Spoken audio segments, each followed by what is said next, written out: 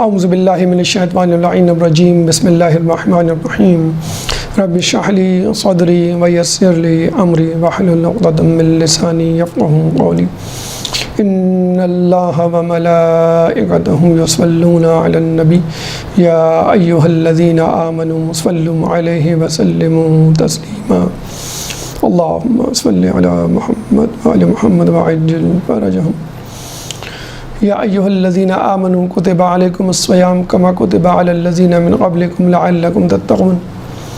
سورہ بقرہ کی آیت نمبر 183 ہمیں یہ پیغام دیتی ہے کہ اے ایمان والوں، تم پر روزے فرض کیے گئے جیسا کہ تم سے پہلے کے لوگوں پر، تاکہ تم متقی و پرہیزگار بن جاؤ۔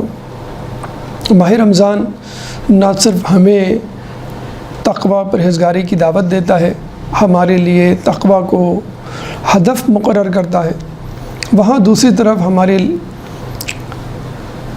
کردار کو، ہماری روح کو، ہمارے نفس کو امام کے ظہور کے لیے تیار بھی کرتا ہے، کیونکہ روایتوں میں آیا ہے کہ امام کے انصار وہی لوگ ہوں گے جو کہ متقی پرہیزگار ہوں گے۔ چنانچہ پچھلی نشست میں ہم نے تقوی کو امام کے لشکر میں شامل ہونے کی شرط سے جوڑا، اور اس کے بعد یہ بتانے کی کوشش کی کہ ماہ رمضان میں جو تقوی کے مختلف موارد، محرکات اور وظائف ہیں، ان پر عمل کر کے، ان سے گزر کے انسان تقوی حاصل کرتا ہے۔ چنانچہ جہاں جہاں ہمیں تقوی حاصل ہوتا ہے وہاں وہاں ہمیں امام کی یاد آتی ہے، کیونکہ تقوی کا حصول اور متقی و پرہیزگار بننا خود امام کے لشکر میں شامل ہونے کے، کوالیفائی کرنے کے برابر ہے۔ چنانچہ ہم نے کہا کہ کتنے ہی موارد ایسے آتے ہیں صبح شام روزمرہ کے معاملات میں، دن بھر رات بھر، کہ ہمیں امام کی یاد آتی ہے، کیونکہ ہم تقوی کے حصول کے پروسیس سے گزر رہے ہوتے ہیں۔ چنانچہ ہم نے کہا کہ سحری میں امام کی یاد آتی ہے، کیونکہ سحری ہی میں ندا آئے گی، امام کا تعارف ہوگا اور امام کی ظہور کی خوشخبری سنائی جائے گی۔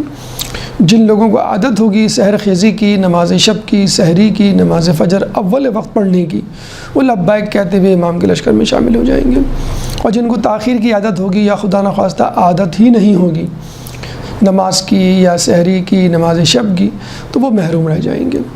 اسی طرح افطار کے حوالے سے کہا کہ افطار کس طرح انسان کے لیے تحفہ ہے، تکمیل کا نقطہ عروج ہے، اسی طرح امام کا ظہور بھی ایک طرح کی افطار ہے کہ جب انسان غیبت کے طولانی روزے سے پریشان اور مضطرب ہو جائے گا تو امام کی ظہور کی نوید اس کے لیے ایک بہت بڑی امید کی کرن ہوگی، اور ایک بہت بڑا افطار ہوگا عالم اسلام کے لیے، مومنوں کے لیے، امام کے اصحاب کے لیے۔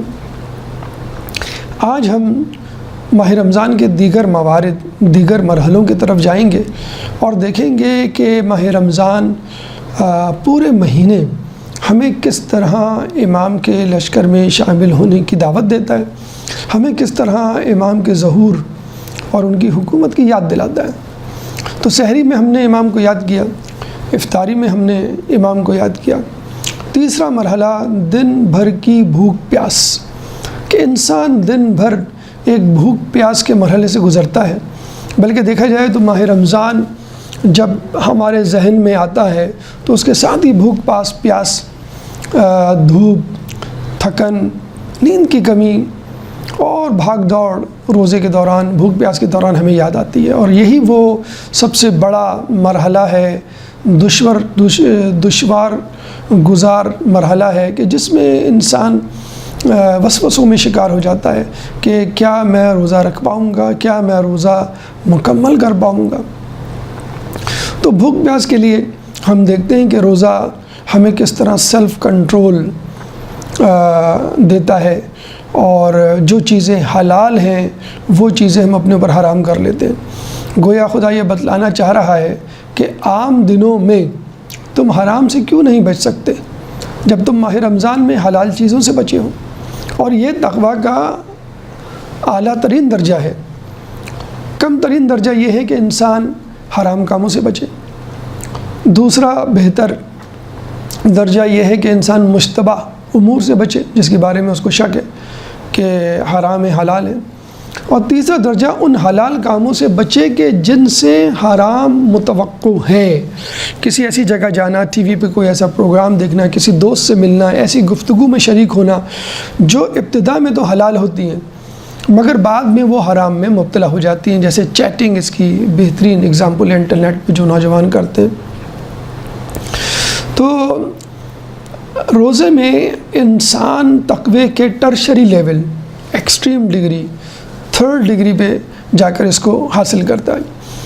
پھر ہم ایک اور چیز اپنے اندر پیدا کرتے ہیں، اور وہ یہ کہ اگر اس دوران کوئی شخص ہمیں کھانے کی پیشکش کرے، ہمیں مشروب کی پیشکش کرے، بلکہ خود ہمارے سامنے گھر میں ٹیبل پہ کھانا ہوتا ہے، کچن میں کھانا ہوتا ہے، فریج کا دروازہ کھولتے ہیں تو فریج میں انواع اقسام کی افطاری اور سحری کے آئٹمز پڑے ہوئے ہوتے ہیں، پانی ٹھنڈا پڑا ہوا ہوتا ہے، بعض وقت ہم تنہا ہوتے ہیں، لیکن اس کے باوجود انسان جو ہے وہ اللہ کے خوف سے اپنے روزے کو نہیں توڑتا، حالانکہ اس کے آس پاس کوئی نہیں ہوتا، اس کی اپنے ہاتھوں کی کمائی ہوتی ہے، اس کے گھر میں موجود چیزیں ہوتی ہیں، وہ چرا کے بھی نہیں کھا رہا۔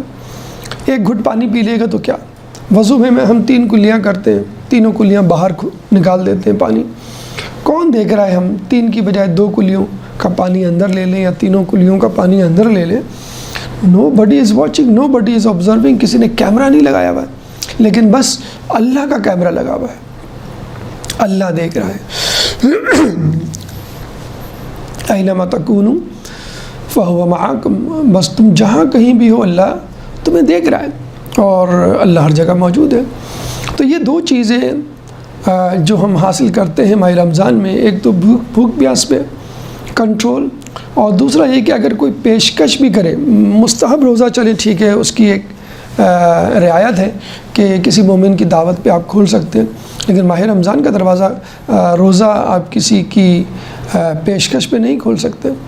تو کتنی بڑی ٹیمپٹیشن ہو، ترغیب ہو، ہم جو ہے اپنا منہ پھیر لیتے ہیں۔ بس عزیزان گرامی، یہ بھوک پیاس پہ کنٹرول اور پیشکش سے اپنے چہرے کو ہٹا لینا، منہ موڑ لینا، پیٹھ پھیر لینا، یہ بھی امام زمانہ کے لشکر میں شامل ہونے کی ایک ٹریننگ ہے، ایک تمرین ہے، ایک مشق ہے، ایک ٹریلر ہے، ایک ٹیزر ہے۔ آئیے اس کو دیکھتے ہیں کہ یہ کس طرح ہمیں امام زمانہ کے لشکر میں شامل ہونے کے لیے آمادہ کرتی ہے یہ ٹریننگ، یہ مشق۔ اللہ تعالیٰ سورہ بقرہ آیت نمبر 155 156 میں فرماتا ہے وَلَنَبْلُوَنَّكُمْ بِشَيْءٍ مِّنَ الْخَوْفِ وَالْجُوعِ وَنَقْصٍ مِّنَ الْأَمْوَالِ وَالْأَنفُسِ وَالثَّمَرَاتِ وَبَشِّرِ الصَّابِرِينَ الَّذِينَ إِذَا أَصَابَتْهُمْ مُصِيبَةٌ قَالُوا إِنَّا لِلَّهِ وَإِنَّا إِلَيْهِ رَاجِعُونَ۔ اللہ فرماتا ہے وَلَنَبْلُوَنَّكُمْ، لام تاکید اور نون تاکید ثقیلہ، وَلَنَبْلُوَنَّكُمْ، نون پہ نون تاکید ثقیلہ، 3 تاکیدات، انگلش میں شڈ ایک تاکید کے لیے، اور ڈبل تاکید کے لیے مسٹ استعمال ہوتا ہے، ٹرپل تاکید کے لیے، 3 تاکیدات کے لیے کوئی لفظ نہیں، نہ اردو میں نہ انگلش میں، لیکن عربی میں 3 تاکیدات بیک وقت استعمال ہو سکتی ہیں۔ یعنی اللہ کہہ رہا ہے وَلَنَبْلُوَنَّكُمْ، ہم تمہیں بالضرور ضرور ضرور 3 مرتبہ تاکیدات، فشور فار شور فار شور، آزمائیں گے، مبتلا کریں گے، وَلَنَبْلُوَنَّكُمْ بِشَيْءٍ مِّنَ الْخَوْفِ وَالْجُوعِ، تھوڑی سی بھوک، تھوڑے سے خوف سے، خوف یعنی جان مال عزت کا خوف، حادثات کا خوف، اور جو بھوک سے، بے روزگاری کی صورت میں جو بھوک ہوتی ہے، فقر و فاقہ کی صورت میں جو بھوک ہوتی ہے، وَنَقْصٍ مِّنَ الْأَمْوَالِ وَالْأَنفُسِ وَالثَّمَرَاتِ، مال میں کمی سے، بے روزگاری مثلاً، والانفس، جان کا خوف، جان کی کمی، قتل کا خدشہ، اور ثمرات یعنی فصل، کھیت اور کھلیان، اناج، پھل، سبزی، یہ جو کم ہو جاتے ہیں کسی وجہ سے، کسی سیم و تھور کے مسئلے کی وجہ سے، یا سیلاب کی وجہ سے، طوفان کی وجہ سے، یا ٹڈی دل جو خاص قسم کا گراس ہاپر یا مکڑی یا کیڑا ہوتا ہے کہ جو اڑتا ہوا آتا ہے، بلکہ جھنڈ ہوتے ہیں اس کے اڑتے ہوئے آتے ہیں اور پوری پوری فصل کو کھا جاتے ہیں۔ تو اللہ تعالیٰ فرماتا ہے کہ ہم تمہیں آزمائیں گے، تھوڑی سی بھوک، تھوڑے سے خوف، اموال میں کمی، جان میں کمی اور مال میں ثمرات میں کمی سے۔ وَبَشِّرِ الصَّابِرِينَ الَّذِينَ إِذَا أَصَابَتْهُم مُّصِیبَۃٌ، اور بشارت دے دو ان لوگوں کو کہ جو یہ کہتے ہیں مصیبت آنے پر اِنَّ لِلَّهِ وَإِنَّا إِلَيْهِ رَاجِعُونَ، کہ ہم اللہ کے پاس سے آئے ہیں اور ہمیں اللہ کی طرف جانا ہے۔ یعنی وہ لیت لعن سے کام نہیں لیتے، وہ شکوہ شکایت سے کام نہیں لیتے، وہ مضطرب پریشان یا دہائی نہیں دینے لگتے یا نالو فریاد نہیں کرنے لگتے یا خدا نخواستہ اللہ کی تقدیر کو نہیں کوسنے لگتے، بلکہ تسلیم و رضا، صبر و شکر کے ساتھ ان تمام آزمائشوں کو سہتے ہیں اور کامیابی سے گزرتے ہیں۔ ایسے لوگوں کے لیے اللہ کہتا ہے کہ تم ان کو بشارت دے دو، خوشخبری دے دو کہ جو کہتے ہیں کہ یہ اللہ کی طرف سے آزمائش ہے اور ہمیں اللہ کی طرف جانا ہے اور اللہ کے حضور ہمیں حساب دینا ہے کہ ہم نے ان آزمائشوں پہ اپنا رویہ کیسے رکھا۔ یہ اس کا ترجمہ، مختصر سی وضاحت۔ چھٹے امام جعفر صادق علیہ السلام اس وضاحت کو، اس تفسیر کو تھوڑا سا موڈیفائی کرتے ہیں اور اس کو امام زمانہ سے ملاتے ہیں اور کہتے ہیں کہ وَلَنَبْلُوَنَّكُمْ بِشَيْءٍ مِّنَ الْخَوْفِ کے بارے میں کہ یہ خوف سلاطین کا خوف ہے، بادشاہوں کا خوف ہے، ارباب اقتدار کا خوف ہے، جو کسی منصب پہ طاقت کے حامل افراد ہیں ان کا خوف ہے، کہ جو ائمہ اطہار، ان کے ماننے والے، ان کے چاہنے والے اور ان کے محبین کے اوپر ظلم و ستم کی لاٹھی لیے ہوئے کھڑا ہوا ہوتا ہے اور جان مال عزت کا خوف ان کو ستا رہا ہوتا ہے۔ اور یہ رسول اللہ صلی اللہ علیہ وآلہ وسلم کے بعد بنو امیہ، بنو عباس کی صورت میں اور اس کے بعد دیگر بادشاہوں کی صورت میں کم و بیش تقریباً تاریخ میں ہر دور میں شیعان علی پر رہا ہے۔ تو ایک تو یہ خوف، اور پھر جو مہنگائی اور بے روزگاری اور قلت اجناس، اس سے جو پیدا ہونے والے خوف ہیں یا اموال میں کمی ہے، ثمرات میں کمی ہے، یہ سب آخری زمانے، غیبت کے زمانے میں ہوگا۔ اور یہ آپ دیکھ سکتے ہیں اس وقت بے روزگاری بھی عروج پر ہے، مہنگائی بھی عروج پر ہے، فصلوں میں کمی بھی عروج پر ہے، کھانے پینے کی اشیاء نہیں ہیں۔ خود اپنے ملک میں آپ دیکھ لیجئے، پیاز جو ہے وہ 300 روپے کلو، آلو جو ہے وہ 100 روپے کلو۔ یہی آلو اور پیاز 10 سال 15 سال پہلے 9 روپے 10 روپے کلو ہوا کرتے تھے۔ پھر بھی بہتر صورتحال ہے، آپ غزہ میں جا کے، فلسطین میں جا کے دیکھ لیجئے کہ وہاں پہ پیاز جو ہے وہ $10 فی کلو، $10 کا مطلب ہے 2000 روپے کی 1 کلو پیاز، $250 فی کلو کا آٹا، یعنی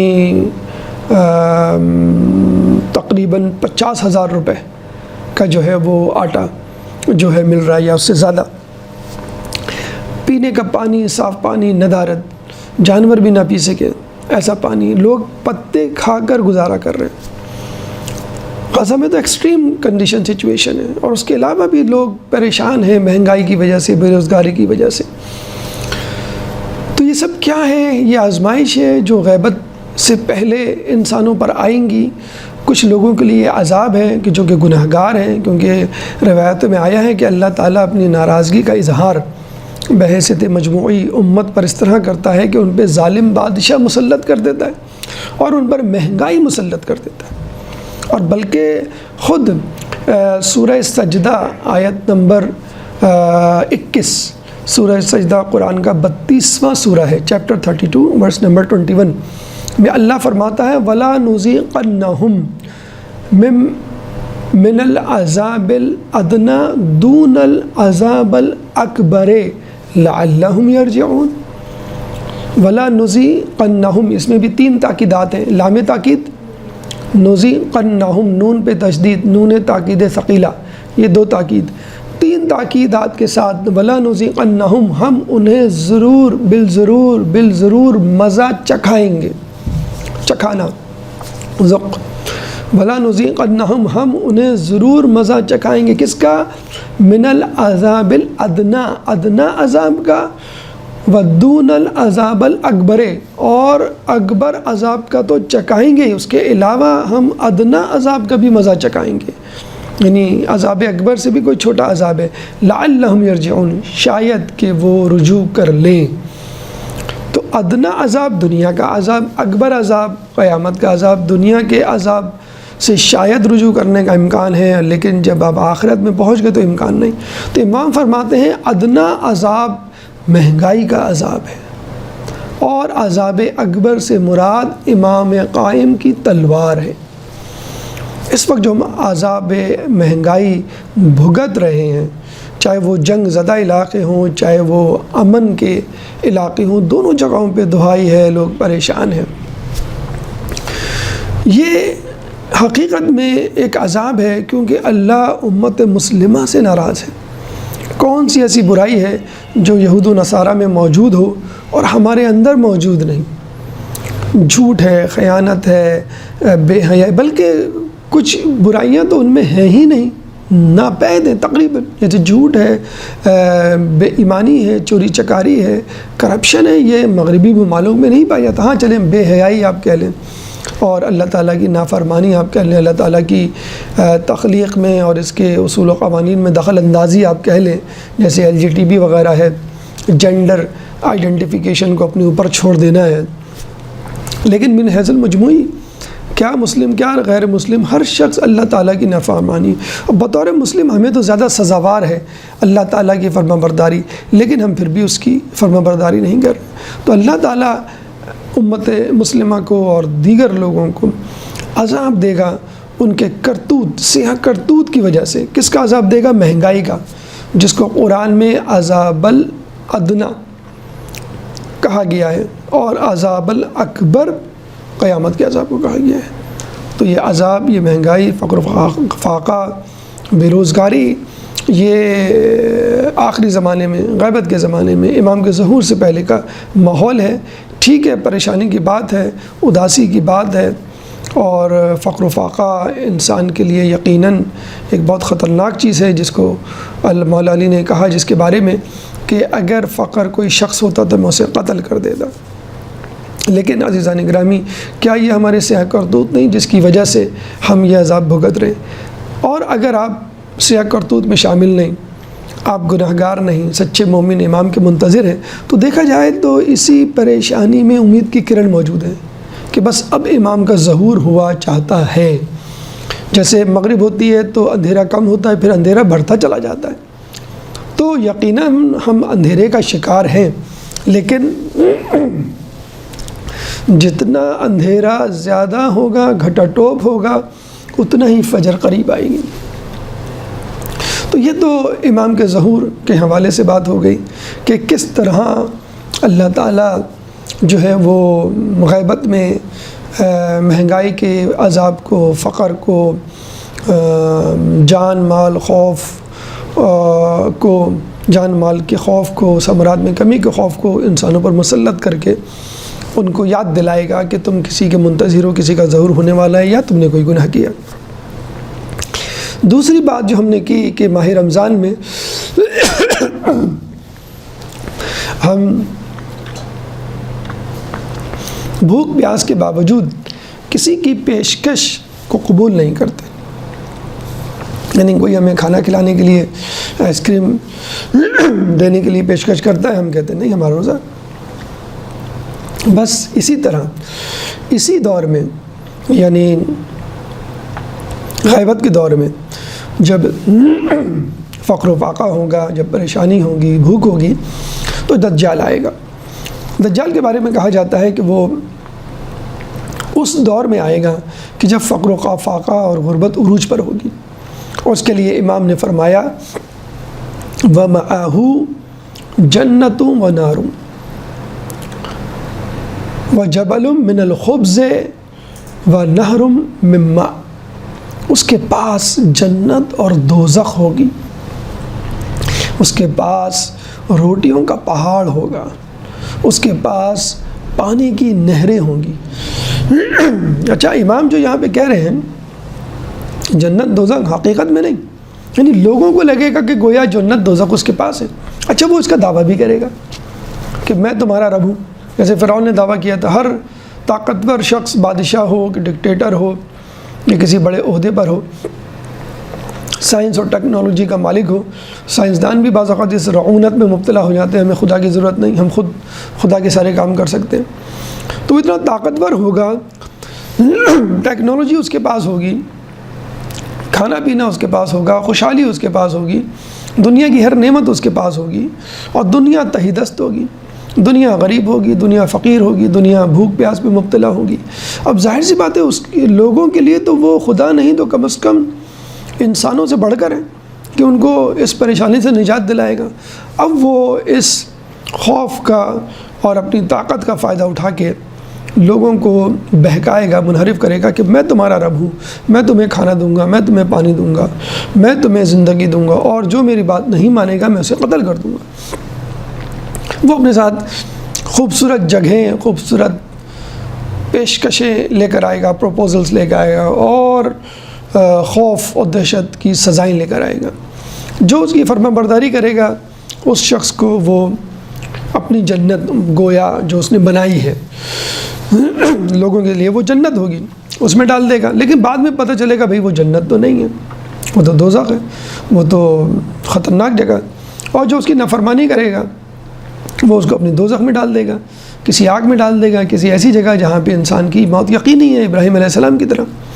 لیکن جس طرح ابراہیم بچ گئے اور وہ آگ ان کے لیے گل گلزار، گلستان ثابت ہوئی، اسی طرح وہ شخص اس میں جب جھونکا جائے گا تو لوگ تو یہی سمجھیں گے وہ جہنم میں جا رہا ہے، اور وہ اللہ کی خوشنودی کے لیے ایسا قبول کر لے گا۔ لیکن جب وہ جائے گا تو ابراہیم علیہ السلام کی طرح بالکل پرسکون، یا نار کونی بردم و سلاما علی ابراہیم کی مصداق بالکل سلامتی سے رہے گا۔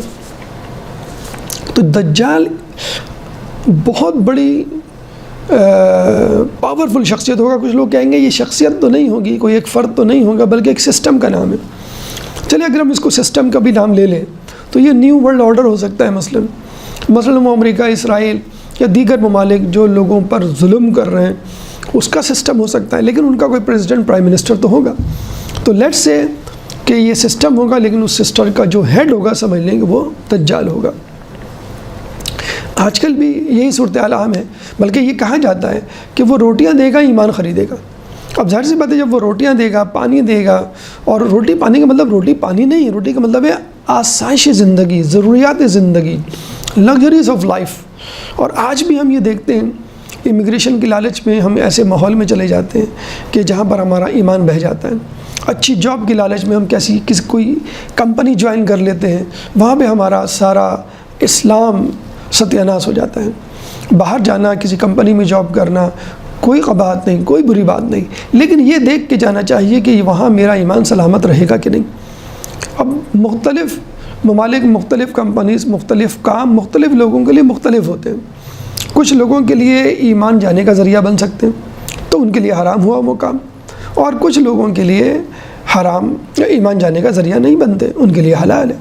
کچھ لوگ پاکستان میں رہ کے، ایران، عراق میں رہ کے، عرب کنٹریز میں رہ کے، اسلامی معاشرے میں رہ کر اپنے ایمان سے ہاتھ دھو بیٹھتے ہیں، تو وہ ہجرت کرتے ہیں۔ اور کچھ لوگوں کا ایمان وہاں جا کر سلامت ہوتا ہے، یورپین کنٹریز میں، امریکن کنٹریز میں، تو ان کے لیے ضروری ہے کہ وہ وہاں پر رہیں۔ تو ایمان، جیسے کہ خود مولا علی نے خطبہ شعبانیہ آپ نے پڑھا ہوگا، جب رسول اللہ نے خطبہ شعبانیہ ختم کیا تو مولا علی نے اور مولا علی کو یہ بدخبری سنائی یا خوشخبری سنائی کہ اسی مہینے میں تمہاری داڑھی تمہارے خون سے رنگین ہوگی، یعنی تمہیں شہید قتل کیا جائے گا۔ تو مولا نے یہ نہیں پوچھا کون قتل کرے گا، کیسے قتل کرے گا، کہاں ایسا موقع واردات ہوگی تاکہ میں اپنا بچاؤ کروں۔ مولا نے کہا کیا میرا ایمان سلامت رہے گا؟ رسول اللہ نے کہا ہاں تمہارا ایمان سلامت رہے گا۔ تو ہمیں بھی ہر کام کرنے سے پہلے، ہر قدم اٹھانے سے پہلے، کسی جگہ جانے سے پہلے، کسی جاب کو کرنے سے پہلے یہ دیکھنا ہے کہ میرا ایمان سلامت ہے کہ نہیں۔ تو دجال کی جو سچویشن ہے وہ یہی ہوگی کہ وہ لوگوں کی غربت کو ایکسپلائٹ کرے گا اور ان کو at the cost of their ایمان بہت سارے یورپین کنٹریز چھوٹے چھوٹے جو سینٹرز انہوں نے بنائے ہوئے ہیں، چھوٹے ممالک میں کچھ سینٹرز بنائے ہوئے ہیں جہاں پہ کلچرل ٹریننگ ہوتی ہے، اسپیشلی وہ لوگ جو مسلمان ممالک سے آتے ہیں ان کی ٹریننگ ہوتی ہے، ان کو لینگویج کے ساتھ ساتھ کلچر سکھایا جاتا ہے اور کہا جاتا ہے کہ جو کلچر آپ چھوڑ کر آئیں اس کو اب ذہن سے نکال دیں، جو نیا کلچر ہے وہ اب آپ کے لیے اصل کلچر ہوگا۔ اگر کوئی لڑکی کسی پارٹی میں آپ کو ڈانس کی دعوت دیتی ہے تو it is nothing weird, nothing amazing, یہ آپ کو خوش دلی سے قبول کرنی چاہیے۔ یہ تو ایک فرینڈ شپ انوائرمنٹ اور فرینڈلی ہونے کی دلالت کرتا ہے۔ کوئی آپ کو ڈرنک پیش کرتا ہے تو اس کو ٹھکرائیں مت، یہ تو ایک طرح کا انسیولائزڈ بیہیویئر ہو جائے گا وغیرہ وغیرہ۔ تو کوئی لڑکی آپ سے شیک ہینڈ کے لیے ہاتھ ملاتی ہے تو آپ بالکل اس سے ہاتھ ملائیں، اس کو حگ کریں۔ So this is nothing against any religion, this is normal for the new world, for the modern world, for the new world order جسے آپ کہہ لیجیے۔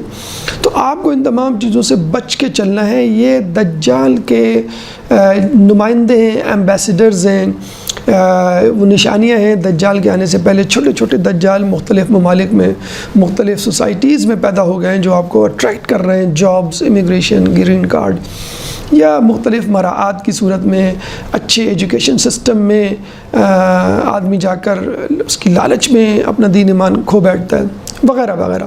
تو it's all up to your ایمان۔ اگر آپ سمجھتے ہیں آپ کا ایمان سلامت ہے تو ٹھیک ہے، جسٹ گو اہیڈ، اگر نہیں تو please stay wherever you are. اچھا، یہ جو ہم سنتے ہیں کہ وہ جنت میں ڈالے گا دوزخ ثابت ہوگی، دوزخ میں ڈالے گا جنت ثابت ہوگی، اور وہ پہاڑ لے کر آئے گا روٹیوں کے، تو یہ ایک جادوئی، ایک طلسماتی سینیریو لگتا ہے۔ لیکن اگر آپ سائنس کی دنیا میں قدم رکھیں اور تھوڑا سا ٹیکنالوجی سے نو ہاؤ پیدا کریں تو آپ کو معلوم ہوگا کہ یہ چیزیں آہستہ آہستہ جزوی طور پہ پارشلی دنیا میں وجود میں آ چکی ہیں۔ مثلا hologram, it's sort of illusion, نظر کا دھوکہ ہے کہ ایک شخص نہ صرف اس کی تصویر بلکہ اس کی 3 ڈائمنشنل ویڈیو، جیسے کرسی رکھی ہوئی ہے، یہ کرسی رکھی ہوئی ہے، اس میں میں بیٹھا ہوا ہوں، اسی طرح میرے ساتھ کرسی بھی ایک اور شخص بیٹھا ہوا ہوگا، اور آپ ہم دونوں کو دیکھ رہے ہوں گے کہ ہم دونوں اس کمرے میں موجود ہیں، لیکن حقیقتاً صرف میں ہی موجود ہوں گا، دوسرا شخص موجود نہیں ہوگا۔ وہ اتنی ریئل پکچر ہوگی 3rd ڈائمنشنل، جسے ہم کہتے ہیں ہولوگرام۔ انٹرنیٹ پہ سرف کریں، آپ کو پتہ چل جائے گا۔ تو ہو سکتا ہے وہ دجال وہ سسٹم اس ہولوگرام کا یوز کرے اور لوگوں کو بیوقوف بنائے کہ ہمارے پاس بہت کھانا پینا، اسلحہ اور تمہارے لیے پروٹیکشن کے تمام سامان ہیں، آپ استعمال کر سکتے ہیں، لیکن حقیقت میں اس کے پاس کچھ بھی نہ ہو۔ پھر ایک چیز ہے HAARP, HAARP، high frequency active aurora research programme. یہ 70s میں امریکہ میں ایک ادارہ قائم ہوا تھا to do research on weather, تاکہ ویدر انٹورڈ ویدر جو ہوتے ہیں، جن سے نقصانات ہوتے ہیں، ان سے بچنے کے لیے انسان پہلے سے پروٹیکشن کر لے۔ سائیکلون آتے ہیں، ٹورنیڈوز آتے ہیں، سونامیز آتے ہیں، ارتھ کویکس آتے ہیں، بارشیں ہوتی ہیں طوفانی، شدید گرمی ہوتی ہے۔ تو اگر ہمیں یہ پہلے سے پتہ چل جائے تو ہم اس آبادی سے موو کر جائیں یا وہاں پر کوئی پروٹیکٹیو میجرز لے لیں۔ لیکن جب انہوں نے ریسرچ کی تو پتہ چلا کہ انسان ویدر کو بھی کنٹرول کر سکتا ہے، یعنی بارش کنٹرول کر سکتا ہے۔ بارش نہیں ہو رہی تو آرٹیفیشل کلاؤڈز، مصنوعی بادل لے جا کر وہاں پہ بارش کر دی، جیسے چائنا وغیرہ میں تجربات ہو چکے ہیں۔ یا کہیں پہ زیر زمین یا زیر سمندر بہت بڑا دھماکہ کر دیا ہم نے، جس سے سونامی آ گیا اور اس نے شہروں کو تباہ کر دیا۔ تو اس کا مس یوز اب ہونا شروع ہو گیا ہے۔ کچھ لوگ کہہ رہے ہیں، ہو سکتا ہے یہ کانسپائریسی تھیوریز ہو سکتا ہے اس میں حقیقت ہو سکتا ہے بعد میں ریالٹی بن جائے۔ مثلا کشمیر میں آنے والا زلزلہ کہا جاتا ہے یہ ایک کانسپائریسی تھیوری کے تحت کشمیر کی ایک کثیر آبادی کو مارنے کا بہانہ تھا۔ مثلا انڈونیشیا میں کسی زمانے میں سونامی آیا تھا، اس کے بارے میں کہا جاتا ہے یہ بھی جو ہے وہ آس پاس کی آبادیوں کو تباہ کرنے کا بہانہ تھا، یہ ایک ایکسپیریمنٹ تھا یوں کہہ لیجیے فیوچر کے لیے۔ تو یا جسے کہتے ہیں کہ آرٹیفیشل رین کہیں پہ کروا دینا بے وقت تاکہ فصلیں تباہ ہو جائیں، یہ بھی اب ممکن ہو گیا ہے۔ زبردست ہیٹ پیدا کر دینا کہیں پر، خاص اینگل سے سورج کی شعاؤں کو ریفلیکٹ کرنا، اس سے بھی شدید گرمی ہوتی ہے اور فصلیں جو ہے وہ تباہ ہو سکتی ہیں، انسان کی زندگی مشکل میں پڑ سکتی ہے۔ بہرحال یہ ممکن ہے، جو ملک ایٹم بم بنا سکتا ہے، جو ملک ایٹم بم سے کسی آبادی کو تباہ کر سکتا ہے لاکھوں کی تعداد میں، وہ ملک یہ بھی کر سکتا ہے کہ آرٹیفیشل کنٹرول کے ذریعے لوگوں کی زندگی کو ڈسٹرب کرے۔ ہارپ ہے، اس کے علاوہ آرٹیفیشل انٹیلیجنس جو اس وقت ایک نئی ٹیکنالوجی ذہن میں وجود میں آئی ہے، جس کے بارے میں کہا جاتا ہے کہ انٹرنیٹ کے بعد شاید سب سے زیادہ پاورفل انوینشن، کہ جس میں پوری دنیا تبدیل ہو جائے گی۔ جو انسان بیٹھا ہوا ہے وہ کوئی اور انسان ہوگا، حقیقت میں کوئی اور بیٹھا ہوگا۔ تو فیک ویڈیوز اور فیک ایونٹس اے آئی کے ذریعے کریٹ کر دیے جائیں گے، اور اس کو ٹی وی پہ، میڈیا پہ، سوشل میڈیا، مین اسٹریم میڈیا پہ چلا دیا جائے گا، اور لوگ دیکھ کے کہیں گے شاید یہ حقیقت ہے، ایسا ہی ہوا ہے۔ یعنی کسی ملک کو اڑا کے دکھا دیا، آپ نے کہا ملک اڑ گیا، لوگ پریشان، سارے رابطے منقطع، معیشت تباہ، پتہ چلا کہ ملک اپنی جگہ پہ کھڑا ہوا ہے۔ جیسے آج بھی ہمارے سوشل میڈیا پہ غلط لوگوں کا قبضہ ہے، مین اسٹریم میڈیا پہ تو آلریڈی استعمار کا قبضہ ہے۔ تو ہولوگرام ہو، ہارپ ہو، آرٹیفیشل انٹیلیجنس ہو، یہ سب ٹیکنالوجی ہمیں بتا رہی ہے کہ دجال عین ممکن ہے ان ٹیکنالوجیز کا یا اس سے زیادہ ایڈوانس ٹیکنالوجی کا استعمال کرے، لوگوں کو بیوقوف بنائے، اپنے جھانسے میں پھنسائے، اور مراعات دے کے، سہولیات دے کے ان کو ان کے دین سے محروم کر دے، اور اپنے سسٹم کے تحت اپنے نمائندے، اپنے کارندے کے تحت ان سے وہ کام کروائے کہ جو وہ چاہتا ہے۔ تو ماہ رمضان میں جہاں بھوک پیاس برداشت کرنی ہے، جہاں کسی کے کھانے کی پیشکش کو آپ کو جو ہے وہ قبول نہیں کرنا ہے، وہاں آپ کو یاد کرنا ہے کہ امام کے ظہور سے پہلے جب مشکل حالات آئیں گے تو جس طرح میں نے بھوک پیاس کو کنٹرول کیا ہے، میں بے روزگاری کو، میں گرانی کو، میں مہنگائی کو، میں قتل و غارت کو، میں خوف کو کنٹرول کروں گا اور اپنے ایمان کو نہیں بیچوں گا۔ جس طرح کوئی پیشکش کرتا ہے میں قبول نہیں کرتا، اس طرح دجال یا دجال نما جو لوگ پہلے سے آئیں گے اس کی پیشکش کو، ان کی پیشکش کو قبول نہیں کرنا ہے، اور امام کے ظہور کی تیاری کرنی ہے، امام کے ظہور کے لیے صبر کرنا ہے۔ تو جس طرح میں نے ماہ رمضان میں صبر کیا، اس طرح مجھے غیبت میں بھی صبر کرنا، جس طرح افطار کے وقت مجھے کھانا پینا، اس طرح امام کے ظہور کے بعد ہی امام کی آواز پہ لبیک کہنا ہے اور ان کا ساتھ دینا ہے۔ تو ماہ رمضان نہ صرف تقوی کے حصول کا ایک ذریعہ ہے، بلکہ زمانہ غیبت میں جو پریشانیاں ہیں ان کو ٹیکل کرنا، برداشت کرنا، صبر کرنا، اور ان آزمائشوں پہ کامیابی سے گزرنے کا ایک نیک پریکٹس کا مہینہ ہے، ایک کریش کورس ہے۔ اس مہینے میں آپ کو تقوی حاصل کر کے اور اپنے آپ کو آئرن مین بنا کر، ایک جسے کہتے ہیں کہ فولادی انسان، مافوق الفطرت انسان میں، روزہ آپ کو ایک مافوق الفطرت شخصیت میں، ایک سپر مین میں تبدیل کر دیتا ہے، جو ہم دیکھتے ہیں ٹی وی اور ریڈیو موویز میں۔ حقیقت میں روزہ آپ کو سپر مین بناتا ہے، روزہ آپ کو اسپائڈر مین بناتا ہے، روزہ آپ کو آئرن مین بناتا ہے۔ یہ مافوق الفطرت جو خصوصیت ہے وہ یہ نہیں کہ آپ ہوا میں اڑ لیتے ہیں یا ایک جگہ سے دوسری جگہ۔ کسی شخص نے ایک بزرگ سے کہا کہ میں نے بڑی کرامات حاصل کر لی ہیں، میں ہوا میں اڑ سکتا ہوں، میں ایک جگہ سے دوسری جگہ چشم زدن میں پہنچ سکتا ہوں، میں جو ہوں وہ پانی میں چل سکتا ہوں۔ تو بزرگ نے کہا یہ کوئی بڑی بات نہیں ہے، جہاں تک ہوا میں اڑنے کی بات ہے تو مکھی بھی ہوا میں اڑتی ہے، جہاں تک بات ہے کہ چشم زدن میں ایک جگہ سے دوسری جگہ پہنچ جاتا ہوں تو شیطان بھی ایسا کر سکتا ہے، جہاں تک بات ہے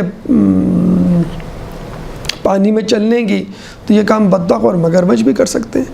اصل کام کیا ہے کہ اصل جو جڑ ہے یعنی نفس، اس کو کنٹرول کرنا اور اس کو خارجی دشمن یعنی شیطان سے بچانا۔ رمضان بہترین طریقہ ہے، اور زمانہ غیبت میں پریشانیوں پر کنٹرول کرنے کا بہترین ذریعہ پریکٹس کا، اور دجال کے فتنے سے بچنے کا بھی بہترین طریقہ ہے۔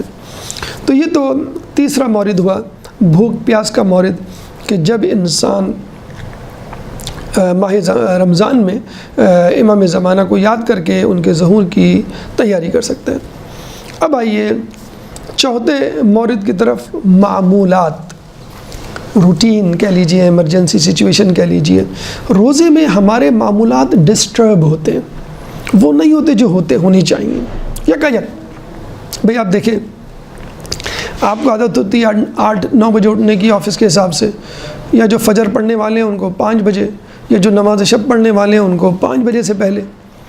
تو سب کا روٹین ڈسٹرب ہو جاتا ہے. خیر جو نماز شب پڑھنے والے ہیں ان کا روٹین غالباً ڈسٹرب نہیں ہوتا، وہ تو ویسے ہی فجر سے پہلے اٹھنے کے عادی ہیں. عام آدمی کی بات کر رہے ہیں ہم. تو اس کو اٹھا دیا جاتا ہے صبح، اور پھر کہا جاتا ہے کہ تم سحری کرو، ڈٹ کے کرو، خوب کھاؤ، تاکہ دن بھر تمہیں بھوکا رہنا ہے اس کو برداشت کر سکو. تو آپ کہتے ہیں بھائی میں تو ناشتہ ہی 8-9 بجے کرتا ہوں.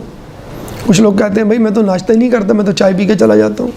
کچھ لوگ کہتے ہیں نہیں میں تو چائے گھر سے نکلنے کے بعد آفس جا کے پیتا ہوں.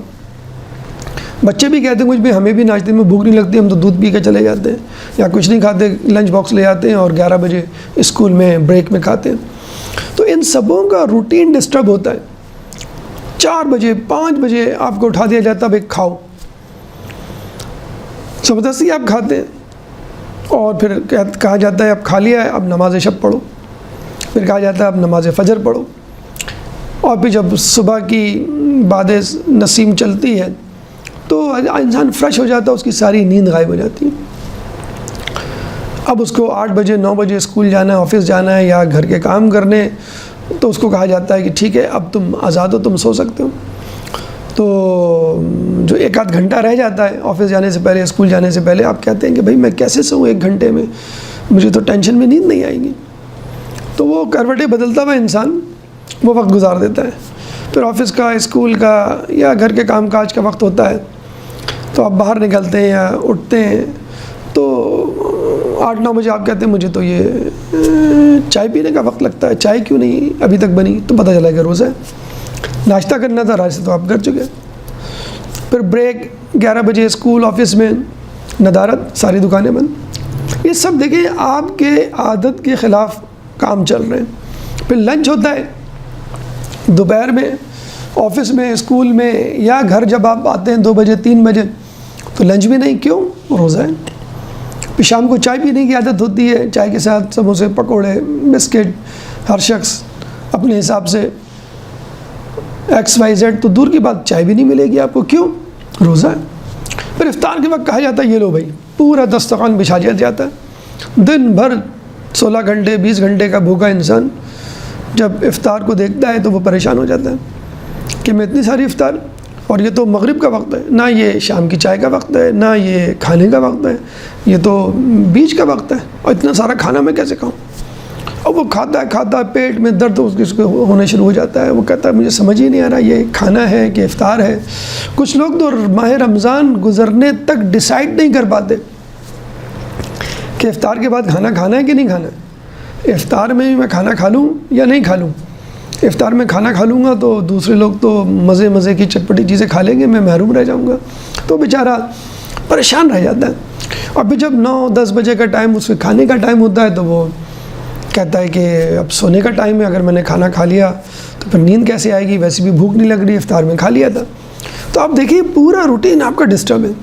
ایک تو کھانے کا روٹین ڈسٹرب ہے، پھر بھوک پیاس کی وجہ سے تھوڑی سی چڑچڑاہٹ، تھوڑی سی جھنجھلاہٹ.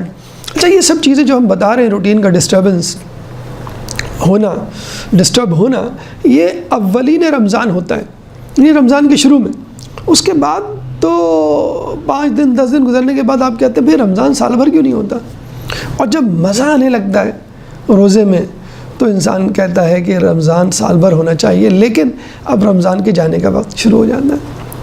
جسے کہتے ہیں نا کہ جب زندگی سمجھ میں آنا شروع ہوتی ہے 50ویں 60ویں سال کے بعد، 50s 60s میں، تو وائنڈ اپ ہونے کا دور شروع ہو جاتا ہے. پھر وہ حسرتیں اور وہ خواہشیں اور وہ حکمت عملیاں، وہ عقل کی واشگافیاں جو ہمارے ذہن میں دل میں امٹتی ہیں، وہ ہم اپنی نئی نسل کو دینے کی کوشش کرتے ہیں، لیکن اٹس ٹو لیٹ. وہ کہتے ہیں بھئی یہ اصول اور رولز ہمارے دور میں اپلیکیبل نہیں ہیں.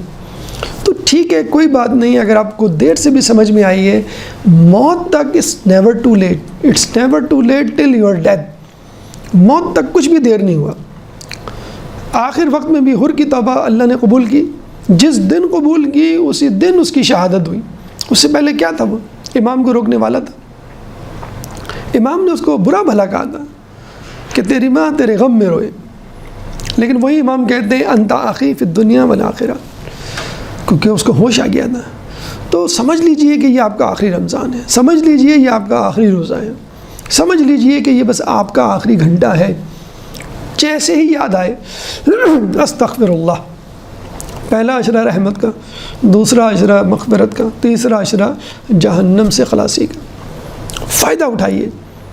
تو یہ روٹین کی ڈسٹربنس دراصل آپ کو پریشان کرنا نہیں، بلکہ آپ کی ایگو، آپ کی انا پہ ایک ضربت کاری لگانا ہے کہ آپ چاہ رہے ہیں ناشتہ نہیں ملے گا، آپ چاہ رہے ہیں کھانا نہیں ملے گا، آپ چاہ رہے ہیں ہائی ٹی نہیں ملے گی، آپ کہہ رہے ہیں بھائی بھوک پیاس کی حالت ہے، مجھ سے کام نہیں ہو رہا، میں نہیں کر رہا، آفس کے کام کرنا پڑے گا.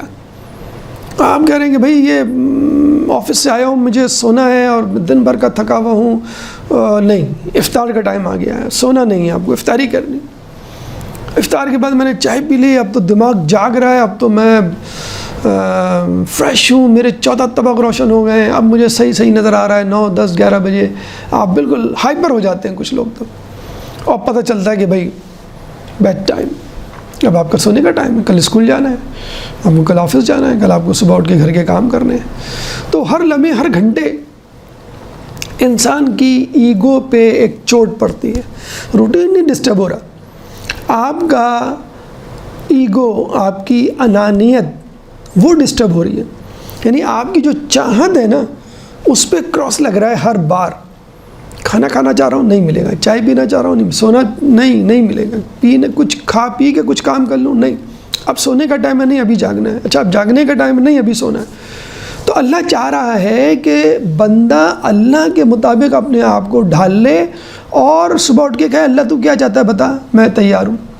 پھر گھر سے نکل کے اللہ تو کیا چاہتا ہے، میں کھاؤں کہ نہیں کھاؤں، بغیر کھاؤں کھا کے کام کروں یا اللہ کہہ رہے ہیں بغیر کھا کے.